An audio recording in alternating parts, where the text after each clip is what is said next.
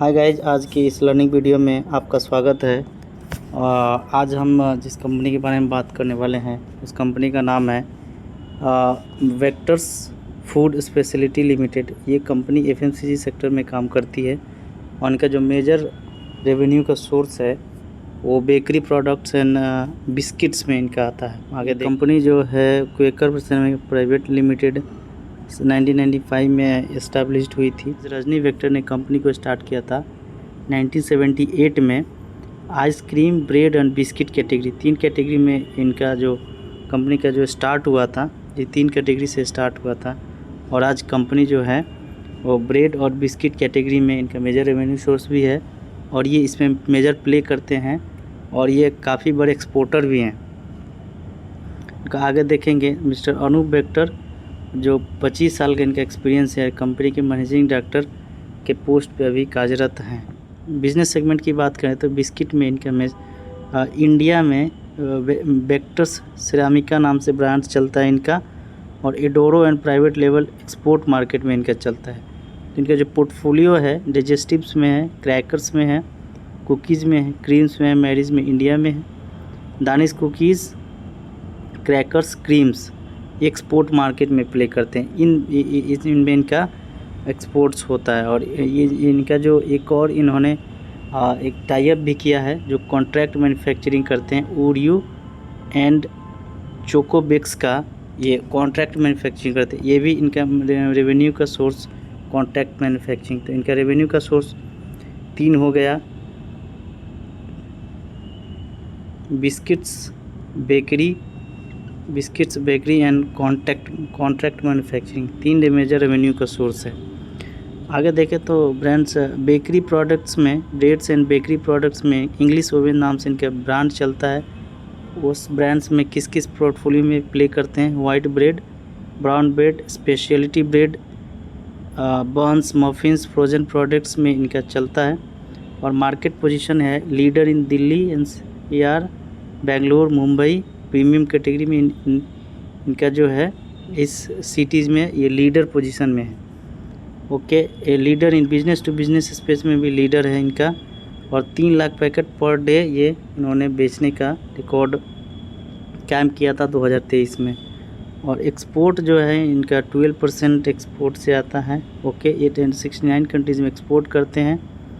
54% export under on brand, इनके अपने brand से 54% एक्सपोर्ट करते हैं। और इनका एक जो यूएई में भी इन्होंने अपना एक सब्सिडरी खोल रखा है जो मीना और अफ्रीकन मार्केट्स को कैटर करने के लिए, उस मार्केट में पेनिट्रेशन बढ़ाने के लिए यूएई में इन्होंने अपना एक सब्सिडरी खोल रखा है। इनका जो मार्केट शेयर है 5.4% premium and mid premium biscuit में है। नॉर्थ इंडिया में 5.4% है, इंडिया 23 में था। एक्सपोर्ट ऑफ बिस्कुट 12% टोटल था। Consumer 5% market in branded breads India. Institutional bakery में 11% market share in semi process drug based. Okay, इनका जो रेवेन्यू मिक्स है बिस्किट डिवीज़न का 59% और ब्रेड डिवीज़न का 36%, कॉन्ट्रैक्ट मैन्युफैक्चरिंग 5%। इनका 2 मेजर रेवेन्यू का सोर्स है बिस्किट और ब्रेड डिवीज़न।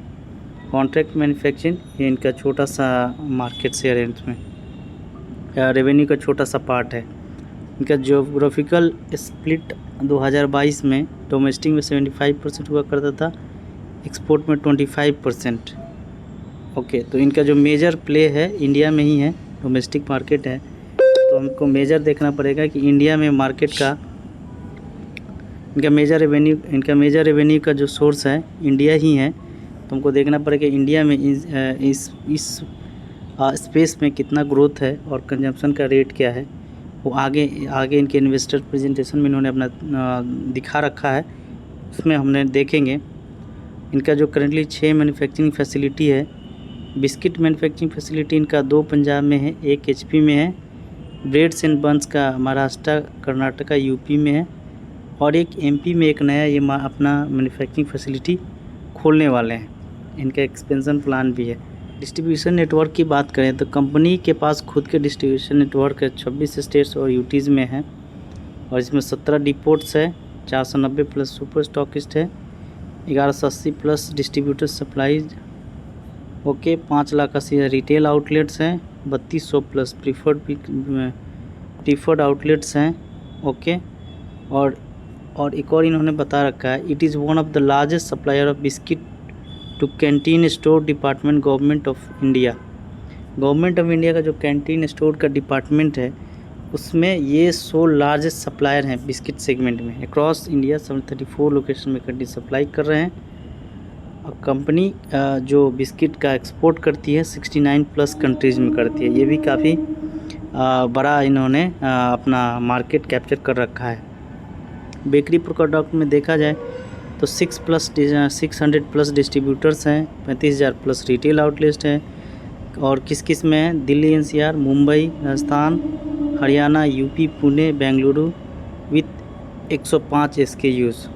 तो ये भी काफ़ी बढ़िया इनका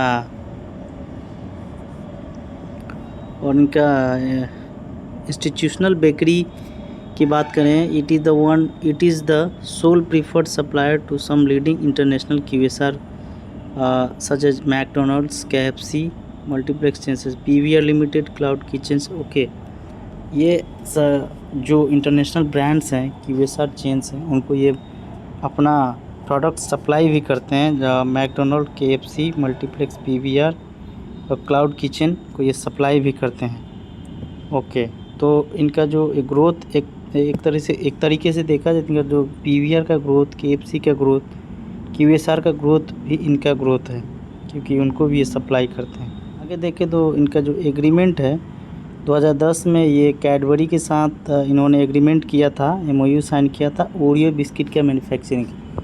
तो इंडिया में ओरियो बिस्किट की मैन्युफैक्चरिंग का इनके पास MOU है ओरियो के साथ, कॉन्ट्रैक्ट मैन्युफैक्चरिंग करते हैं। 2013 में इन्होंने अपना ब्रांड सेपरेशन कर दिया था, सेरामिका बिस्किट ब्रांड्स के लिए, इंग्लिश ओवन बेकरी ब्रांड्स के लिए। इनका जो करंट एक्सपेंशन प्रोजेक्ट चल रहा है Q24 में 2 न्यू बिस्किट लाइन से ये ऐड कर रहे हैं राजपुरा में to meet growing demand, estimated 75 crore के कॉस्ट से। और इनका जो addition of bakery plant NCR में ये लगा रहे हैं 32 करोड़ के कॉस्ट से। तो कंपनी के जो प्लांट हैं काफ़ी ये अच्छे से यूटिलाइज्ड भी हैं, और इनका जो एक्सपेंशन प्लान भी है काफ़ी अच्छे से इन्होंने डिस्कशन भी कर रखा है। तो कंपनी का जो मार्केट कैप है 9500 करोड़ का है, करंट प्राइस 1600 रुपीज़ है, और स्टॉक पीस 67 है, स्लाइटली ओवर वैल्यूड है, लेकिन स्टिल ये जो कंजम्पशन सेगमेंट में प्ले कर रहे हैं, इसमें ग्रोथ के जो ट्रैजेक्टरी है बहुत ही बढ़िया है। तो ये और स्मॉल कैप भी कंपनी, तो थोड़ी समय के लिए इसको इग्नोर भी काफ़ी शानदार है। ROE भी 23% काफ़ी बढ़िया है। ईयर्स में कंपनी ने इन्वेस्टर को काफ़ी पैसे बना के दिए।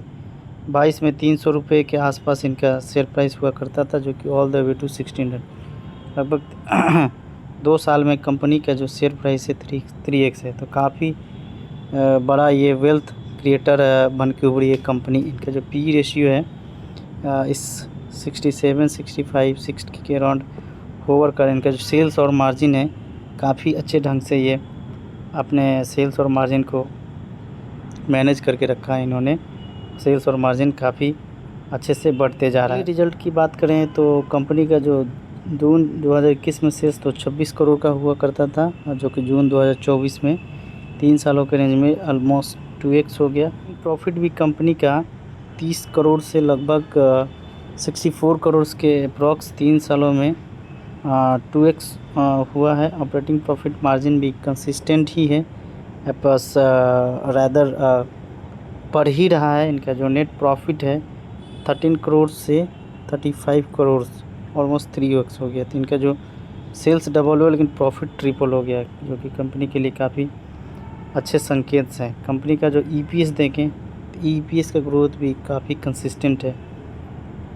तो रेशियोज़ तो हेल्दी दिख रहे हैं।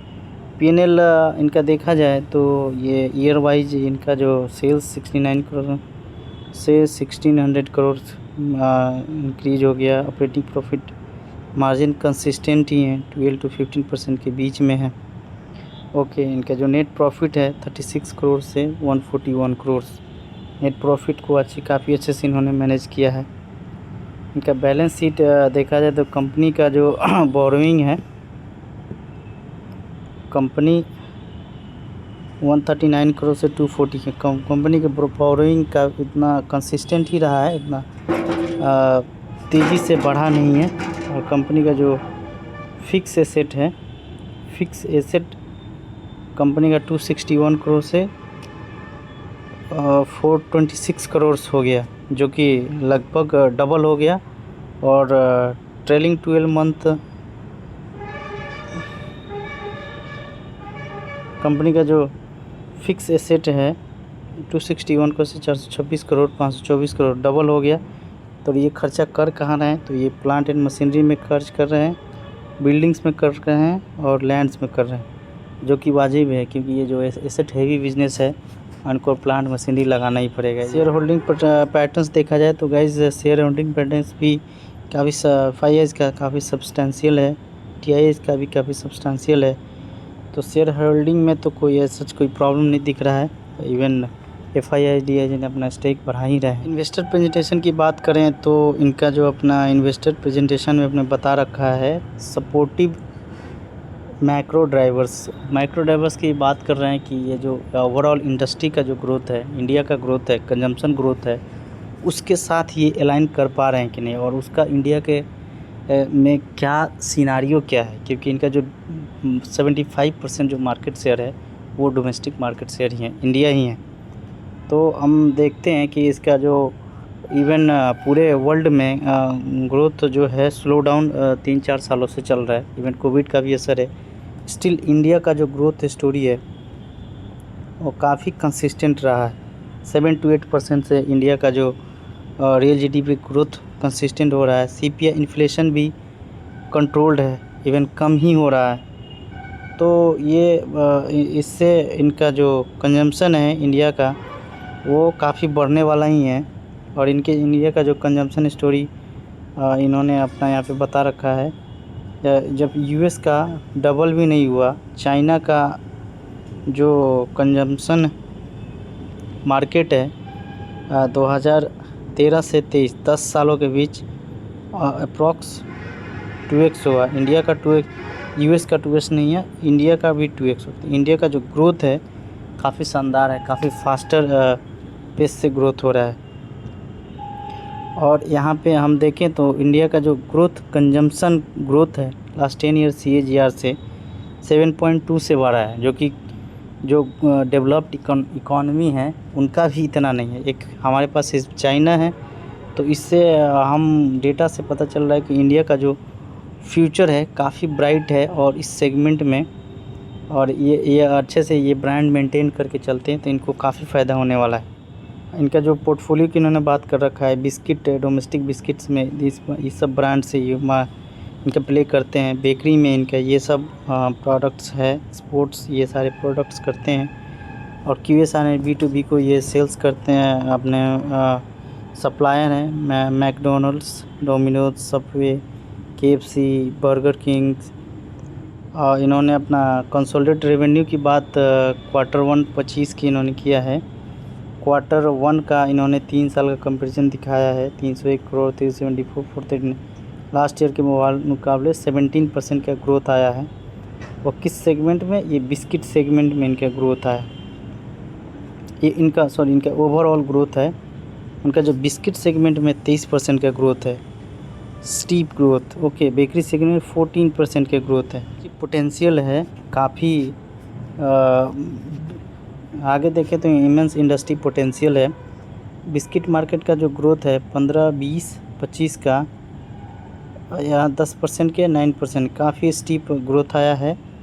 कंजम्पशन अभी भी हम पीछे हैं, तो हमारा का जो कंजम्पशन अगर हम जो टॉप है उससे देखा जाए तो स्टिल हम अभी 5 टाइम्स हमसे वो बड़ा है। तो हमारा कंजम्पशन यहाँ जा रहा है, तो सोचिए कितने कंजम्पशन बढ़ेगा। और जब ये कंपनी इसमें रहेगी तो काफ़ी ये लीडर हैं, इनका जो सेल्स कितना बढ़ेगा और इन्वेस्टर को कितने पैसे बना के ये देंगे। इवन इन्होंने एक दे रखा है, इंडिया का जो पर कैपिटा बिस्किट कंजम्पशन है काफ़ी सिग्निफिकेंटली इंक्रीज हुआ 5 सालों में। इवन हम जो हैं डेवलप्ड कंट्री से काफ़ी पीछे, इवन लाइक श्रीलंका से भी हमारा जो बिस्किट कंजम्पशन है वो पीछे है। तो सोचिए हमारे इसमें ग्रोथ का पोटेंशियल कितना है। और बेकरी सेगमेंट में सिमिलरली इन्होंने बात करी है ग्रोथ पोटेंशियल का। तो मार्केट साइज़ तो गाइज़ ह्यूज है। अब इनको देखना है इनका मैनेजमेंट क्या करता है, इस कंपनी को किस डायरेक्शन में लेके जाता है, उसी का हमको मेजर ट्रैक करना है। इनकी रेटिंग की बात करें तो क्रिसिल के द्वारा रेटिंग दिया गया रेटिंग है, जो कि पहले स्टेबल था, अब पॉजिटिव कर दिया गया है। तो ये भी काफ़ी अच्छा न्यूज़ है इस कंपनी के लिए और इन्वेस्टर के लिए। तो गाइज़ ये जो कंपनी है ये काफ़ी अच्छी कंपनी है और इनको हमको ट्रैक करते रहना पड़ेगा, देखना पड़ेगा कि इनका आगे ये करते क्या हैं। आज के लिए इतना ही फ्रेंड्स। आगे हमें कमेंट करके बताएं कि आगे हमको किस कंपनी पे एनालिसिस करनी चाहिए। थैंक्स।